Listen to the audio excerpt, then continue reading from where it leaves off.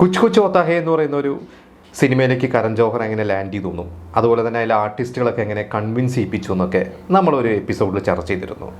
എന്നാൽ ഇന്ന് ഞാൻ നിങ്ങളോട് ഷെയർ ചെയ്യാൻ പോകുന്നത് ആ ഒരു സിനിമയുടെ ഷൂട്ടിങ്ങിനിടയിൽ നടന്ന കുറച്ച് ഇൻസിഡൻസും അതേപോലെ തന്നെ അതിൻ്റെ റിലീസിനോടനുബന്ധിച്ചിട്ട് കരൺ ജോഹർക്ക് ഒരു വധഭീഷണി വന്ന കഥയൊക്കെയാണ്.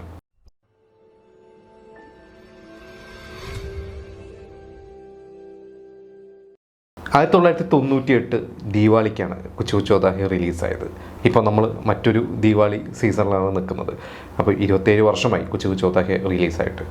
അപ്പോൾ മുമ്പ് നമ്മൾ ഡിസ്കസ് ചെയ്തിരുന്ന പോലെ ഈ ഷാറൂഖ് ഖാൻ്റെ ഇതിന് മുമ്പത്തെ സിനിമയായിരുന്ന ആദിത്യ ചോപ്രയുടെ തന്നെ സിനിമ ദിൽവാല ദുൽഹനിയ ലേ ജായേംഗെയിലൊക്കെ കരൺ ജോഹർ അസിസ്റ്റൻ്റ് ഡയറക്ടറായിരുന്നു. അപ്പോൾ അവിടെ വെച്ചിട്ടാണ് ഷാറൂഖ് ഖാനായിട്ടൊരു സൗഹൃദം ഉണ്ടാവുന്നു. ഷാറൂഖ് ഖാൻ ഡേറ്റ് കൊടുക്കുന്നത്. പിന്നെ കജോൾ വന്നു. അതുപോലെ തന്നെ നമ്മുടെ റാണി മുഖർജി, പുതുമുഖമാണ് റാണി മുഖർജി ഇതിൽ വരുന്നു. പിന്നെ സൽമാൻ ഖാൻ ഇതിലൊരു എക്സ്റ്റൻഡഡ് ക്യാമിയോണ്, പക്ഷേ ഗംഭീരമായിട്ടുള്ള റോളാണ്. സൽമാൻ ഖാൻ കരൺ ജോഹറുടെ അച്ഛനോടുള്ള ബന്ധം, യാഷ് ജോഹർ എന്ന് പറയുന്ന ഒരു വലിയൊരു മനുഷ്യനുള്ള ബന്ധത്തിൻ്റെ പുറത്ത് ആ ഒരു സിനിമ കമ്മിറ്റ് ഇതൊക്കെ. അപ്പോൾ ഇതിൻ്റെ ഒരു ഷൂട്ടിങ്ങിൻ്റെ ഒക്കെ ആദ്യത്തെ ദിവസം കരൺ ജോഹറുടെ ആദ്യത്തെ സിനിമയാണ് സംവിധാനം ചെയ്യുന്നത്. ഷൂട്ടിങ്ങിൻ്റെ ആദ്യത്തെ ദിവസം കരൺ ജോഹർ ഷൂട്ടിന് പോകാൻ വേണ്ടി നിൽക്കുമ്പോൾ കരൺ ജോഹറുടെ അമ്മ മകനോട് പറഞ്ഞതൊക്കെയാണ്. കരൺ ജോഹർ എന്നോട് പിന്നീട് ആത്മകഥയിലേക്ക് എഴുതിയിട്ടുള്ളത്. അത് അമ്മ പറഞ്ഞു, നിനക്ക് കോൺഫിഡൻ്റ് ആണോ, നിനക്ക് ഉറപ്പാണോ, നിനക്ക് എല്ലാം അറിയാം. അത് അമ്മയ്ക്ക് വളരെ പേടിയുണ്ടായിരുന്നു. കാരണം ഒരു ചീത്തപ്പേരുണ്ടാക്കരുത്, സിനിമയാണ്, ഒരു സിനിമ സംഭവിച്ചു കഴിഞ്ഞാൽ അത് മോശമായാൽ പിന്നീട് ചീത്തപ്പേര് ഒരിക്കലും മാറില്ല എന്നൊക്കെ പറഞ്ഞാൽ അമ്മയുടെ ഒരു പേടിയാണ്. പക്ഷേ അങ്ങനെ അമ്മയുടെ അച്ഛൻ്റെ കനികരൊക്കെ വാങ്ങി കരൺ ജോഹർ സിനിമ ചെയ്യാൻ തുടങ്ങുന്നു. കരൺ ജോഹർ അച്ഛൻ തന്നെയാണ്, യാഷ് ജോഹർ തന്നെയാണ് സിനിമ പ്രൊഡ്യൂസ് ചെയ്യുന്നത്. നമ്മൾ പറഞ്ഞിട്ടുണ്ട്. കാരണം ഷാറൂഖ് ഖാൻ 2 ഡേറ്റാണെന്ന് അച്ഛന് കൊടുത്തത്. ഒന്ന് ഡ്യൂപ്ലിക്കേറ്റ് എന്ന് പറയുന്ന ഒരു സിനിമയും, പിന്നൊന്ന് ഈ പറയുന്ന കരൺ ജോഹർക്ക് വേണ്ടിയുള്ള കരൺ ജോഹറിന് ഇൻഡിപെൻഡൻ്റ് ആവുന്ന കുച്ച് കുച്ച് ഹോത്താ ഹേക്കും. അങ്ങനെ 2 ഡേറ്റാണെന്ന് ഷാറൂഖ് ഖാൻ യാഷ് ജോഹറിന് കൊടുത്തത്. അങ്ങനെ ഷൂട്ടിൻ്റെ ആദ്യത്തെ ദിവസം കരൺ ജോഹർ ലൊക്കേഷനിലേക്ക് എത്തുന്നു. അപ്പോൾ അന്ന് അതിലെ ഒരു സോങ് സീക്വൻസ് ആണ് എടുക്കുന്നത്. അപ്പോൾ നമ്മുടെ ഫറാഖ് ഖാനാണ് അതിൻ്റെ കൊറിയോഗ്രാഫി ഒക്കെ. അപ്പോൾ ആദ്യത്തെ ദിവസം കജോൾ കരൺ ജോഹറിൻ്റെ അടുത്ത് പറഞ്ഞൊരു കാര്യമുണ്ട്. കജോൾ പറഞ്ഞത് കരൺ ജോഹറിൻ്റെ അടുത്ത് പറഞ്ഞു, കരൺ നിങ്ങളാണ് ഇതിൻ്റെ ഡയറക്ടറായിരിക്കണം ഈ ഒരു ടീമിൻ്റെ ലീഡർ. അപ്പോൾ നിങ്ങളെല്ലാവരും ബഹുമാനിക്കണം, കുറച്ച് പേടിയൊക്കെ വേണം. അപ്പോൾ നിങ്ങളത് ചെയ്യേണ്ടത്. അപ്പോൾ കരൺ ജോഹർ നമുക്കറിയാവുന്ന ഒരു പയ്യനാണ്, വളരെ സോഫ്റ്റ് ആയിട്ടുള്ളൊരു വ്യക്തിയാണ്. അപ്പോൾ കജോൾ പറഞ്ഞത്, എൻ്റെ അടുത്ത് പൊതുവെ ഞാനാണല്ലോ ഒരു നായിക, അപ്പോൾ എല്ലാവർക്കും എന്നോട് ആ ഒരു റെസ്പെക്റ്റും കാര്യങ്ങളൊക്കെ ഉണ്ട്. അപ്പോൾ എൻ്റെ അടുത്ത് നിങ്ങൾ ചൂടാവണം. ആദ്യത്തെ 2 ദിവസമൊക്കെ വെറുതെ എൻ്റെ അടുത്ത് ചൂടാവുക. അപ്പോൾ ഓട്ടോമാറ്റിക്കലി എൻ്റെ അടുത്ത് ചൂടാവുക എന്ന് പറയുമ്പോൾ കരൺ ജോഹർ ഒരു പുലിയാണെന്നുള്ള ഒരു എന്താ പറയുക, അങ്ങനത്തെ ഒരു ഇമേജ് ആളുകളുടെ ഇടയിൽ വരും, സെറ്റിലൊക്കെ അങ്ങനെ വരും. അപ്പോൾ അതങ്ങനെ ഇരിക്കട്ടെ എന്ന് പറഞ്ഞു. അപ്പോൾ പറഞ്ഞ പോലെ തന്നെ ഇത് ചെറിയ രീതിയിലൊക്കെ കരൺ ജോഹർ എടുത്ത് ചൂടായി. പക്ഷേ അതൊക്കെ ആൾക്കാർക്ക് മനസ്സിലായി എന്നൊക്കെ കരൺ ജോഹർ തന്നെ പറഞ്ഞിട്ടുണ്ട്. അതൊക്കെ 2 ദിവസം കഴിഞ്ഞ് 2 ദിവസമല്ല, ആ ഒരു ദിവസം തന്നെ ഇവർക്കൊക്കെ മനസ്സിലായി ഇതൊന്നും എന്താ പറയുക തമാശയായിട്ട് ചെയ്യുന്നതാണെന്നൊക്കെ. പിന്നെ വളരെ സ്മൂത്തായിട്ട് തന്നെ ആ ഒരു സോങ് എന്താ പറയുക സിനിമയുടെ ഷൂട്ടെല്ലാം കഴിഞ്ഞു. ഈ സമയത്താണ് ഡ്യൂപ്ലിക്കേറ്റ് എന്ന് പറയുന്ന സിനിമ, നമ്മൾ നേരത്തെ പറഞ്ഞ പോലെ തന്നെ കരൺ ജോഹറുടെ അച്ഛൻ പ്രൊഡ്യൂസ് ചെയ്ത് ഷാറൂഖ് ഖാൻ നായകനായിട്ട് അഭിനയിച്ച ഡ്യൂപ്ലിക്കേറ്റ് സിനിമ തിയേറ്ററിൽ ഇറങ്ങുന്നു. ആ സിനിമ ഫ്ലോപ്പായി.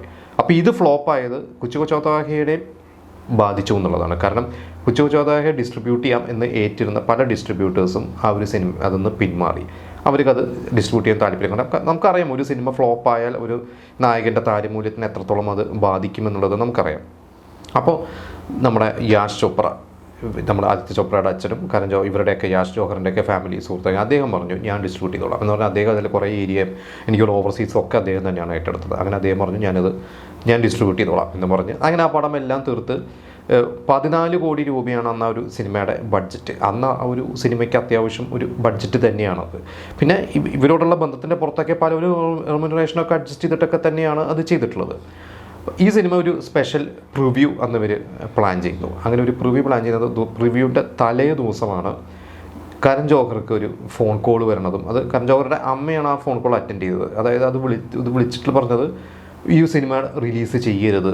അത് കറക്റ്റായിട്ട് എനിക്കിപ്പോൾ ഓർമ്മയില്ല, കാരണം ഇത് പലപ്പോഴും പല രീതിയിൽ എൻ്റെ വാർത്തകളൊക്കെ വന്നത് വായിച്ചിട്ടുണ്ട്. അപ്പോൾ പറഞ്ഞിട്ടുള്ളതെന്ന് വെച്ചാൽ ഈ സിനിമ റിലീസ് ചെയ്തത് നിങ്ങളുടെ മകനെ തട്ടും കൊല്ലും എന്ന രീതിയിലാണ്. അതായത് അതൊരു അണ്ടർവേൾഡ് ഡോൺ ആയിരുന്നു അത് വിളിച്ചിരുന്നത്. അത് അബൂ സലീമിൻ്റെ ആളുകളാണ് അത് വിളിക്കുന്നതെന്നൊക്കെ രീതിയിലൊക്കെയാണ് പറഞ്ഞിരുന്നത്.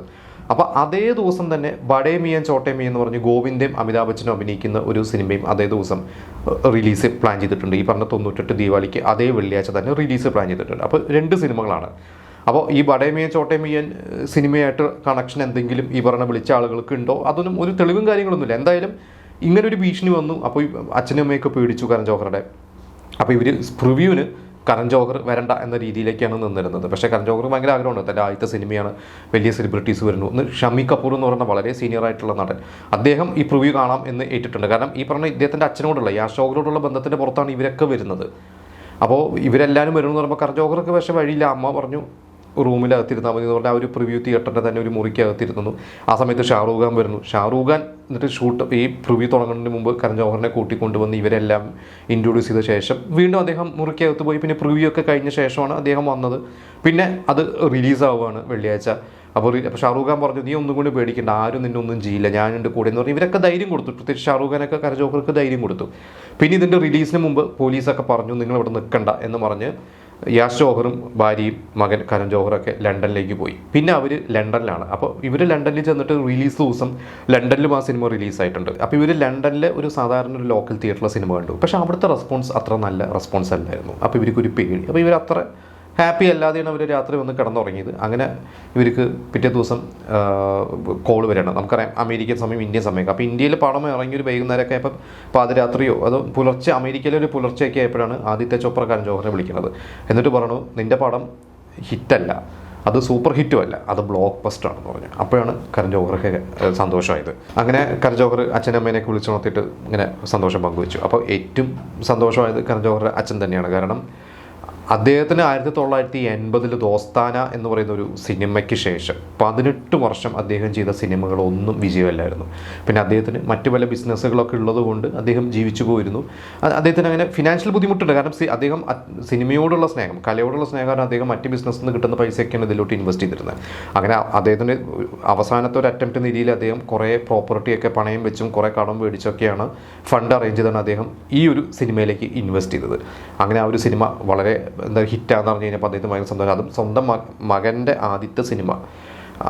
വളരെ എന്താ പറയുക, അതൊരു കരൺ ജോഹർ പറഞ്ഞറിയിക്കാൻ പറ്റാത്ത അത്ര ഒരു എന്താ പറയുക ഒരു സന്തോഷമായിരുന്നു അച്ഛനമ്മയ്ക്ക് ഉണ്ടായിരുന്നത്. അങ്ങനെ ആ ഒരു സിനിമയോട് കൂടി കുച്ചു ചോത്ത എന്ന് പറഞ്ഞ സിനിമ ആ വർഷം ഏറ്റവും കൂടുതൽ ഓടിയ ഒരു സിനിമ. എനിക്കൂടെ ആ വർഷത്തെ ടോപ്പ് സിനിമകളോ ടോപ്പ് 2ാമത്തെ സിനിമയാണ്. ബഡേ മീൻ ചോട്ടേ മീനും കരൺ ജോഹറിൻ്റെ ഈ പറഞ്ഞ കുച്ചു ചോത്തയുടെ ഒപ്പം തന്നെ അതിൻ്റെ തൊട്ട് താഴെ തന്നെ കളക്ഷനിൽ വന്ന ഒരു സിനിമ തന്നെയായിരുന്നു.